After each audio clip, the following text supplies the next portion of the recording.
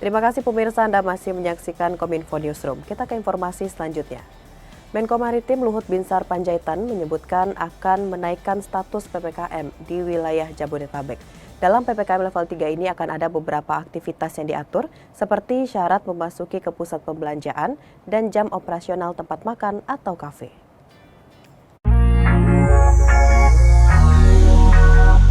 Menteri Koordinator Kemaritiman dan Investasi Luhut Binsar Panjaitan mengatakan, berdasarkan level assessment saat ini, pemerintah akan menaikkan level PPKM Jabodetabek ke level 3. Tidak hanya Jabodetabek, namun juga akan ada wilayah lain yang akan naik status, yakni DI Yogyakarta, Bali, dan Bandung Raya. Pemberlakuan PPKM level 3 ini bukan akibat tingginya kasus COVID-19, melainkan karena rendahnya tracing dan meningkatnya rawat inap pasien positif COVID-19. Dalam PPKM level 3 ini akan ada beberapa aktivitas yang diatur, seperti syarat masuk ke pusat pembelanjaan dan jam operasional tempat makan dan kafe. Berdasarkan level assessment saat ini, kami sampaikan bahwa aglomerasi Jabodetabek, daerah istimewa Yogyakarta, Bali, Bandung Raya, dan akan ke level 3. Hal ini terjadi bukan akibat tingginya kasus. Saya ulangi, bukan akibat tingginya kasus, tetapi juga karena rendahnya tracing. Bali juga naik ke level 3, salah satunya disebabkan oleh rawat inap yang meningkat. Hal ini terkait dengan keputusan yang dapat dilihat nanti dengan instruksi Mendagri yang akan keluar hari ini. Jadi kita ingin yang ringan-ringan itu jangan masuk di OTG itu di rumah sakit, supaya bornya itu tetap rendah, sehingga juga kita lihat nanti bed ICU itu menjadi juga sangat indikator yang kuat.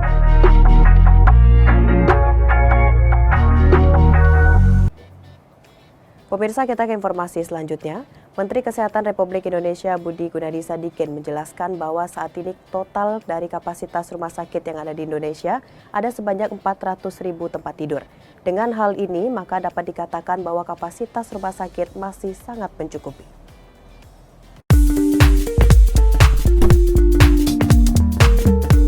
Hingga saat ini terjadi penambahan kasus COVID-19, namun dengan lonjakan kasus tersebut, rumah sakit masih mampu menangani pasien.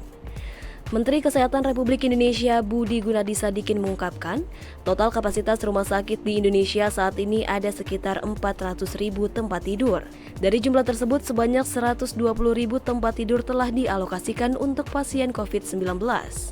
Meski kasus COVID-19 saat ini mengalami peningkatan, namun angka ketersediaan rumah sakit berkisar 30 hingga 50% dan meminta agar masyarakat untuk tidak panik. Menteri Kesehatan juga menyebutkan jika pasien tanpa bergejala dan gejala ringan dapat melakukan isolasi mandiri atau terpusat. Dengan hal ini, maka kapasitas rumah sakit masih sangat mencukupi. Rumah sakit kita sekarang terisi 18.000. Rumah sakit kita sekarang terisi angka pasnya 18.966. Kapasitas total rumah sakit kita 400.000. Yang disiapkan untuk COVID 120.000. Jadi dari 120.000 terisi per kemarin 18.966. Dan dari 18.966 yang sudah confirm COVID itu 15.292. Yang lainnya masih probable. Nah, angka dari 15.000, balik lagi kapasitas COVID-nya 120.000 ya. Itu 10.000 itu masih OTG, orang tanpa gejala dan ringan. Jadi sebenarnya ke depannya, kalau kita lebih efisien dengan cara yang OTG dan ringan itu bisa isolasi mandiri atau isolasi terpusat, sebenarnya keterisian rumah sakit kita itu masih sangat rendah.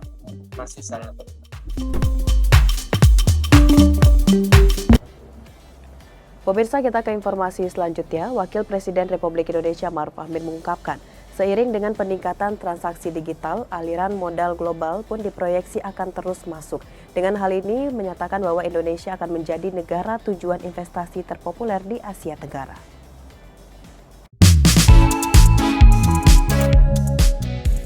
Saat ini digitalisasi menjadi mesin penggerak perekonomian. Ekonomi digital Indonesia diprediksi menjadi yang terbesar di Asia Tenggara pada tahun 2025. Hasil akumulasi nilai pembelian internet di Indonesia pada tahun 2021 mengalami peningkatan sebesar 49%. Ada sekitar 21 juta konsumen digital baru selama pandemi. Wakil Presiden Ma'ruf Amin mengungkapkan, seiring peningkatan transaksi digital, aliran modal global pun diproyeksikan akan terus masuk. Indonesia menjadi negara tujuan investasi terpopuler di Asia Tenggara. Indonesia menjadi tujuan investasi terpopuler di Asia Tenggara, melampaui Singapura. Data-data ini tentu sangat menggembirakan. Namun yang perlu saya garis bawahi, Indonesia tidak boleh hanya sebagai pasar yang besar dari produk-produk teknologi digital global. Indonesia mesti memiliki posisi tawar yang kuat dan mampu mengambil manfaat-manfaat alih teknologi dan inovasi. Indonesia harus berdikari secara digital. Roda ekonomi digital juga harus mampu menjangkau pelaku usaha besar hingga mikro dan kecil. Namun kemandirian digital ini tidak harus diartikan secara saklek dan kaku. Pemirsa, Menkominfo memastikan bahwa transformasi digital dapat menjawab kepentingan nasional, di mana tata kelola SKKL domestik juga berjalan dengan baik. Oleh karena itu, Menkominfo mendorong mitra kerja untuk melakukan konsolidasi agar ekosistem industri telekomunikasi lebih baik.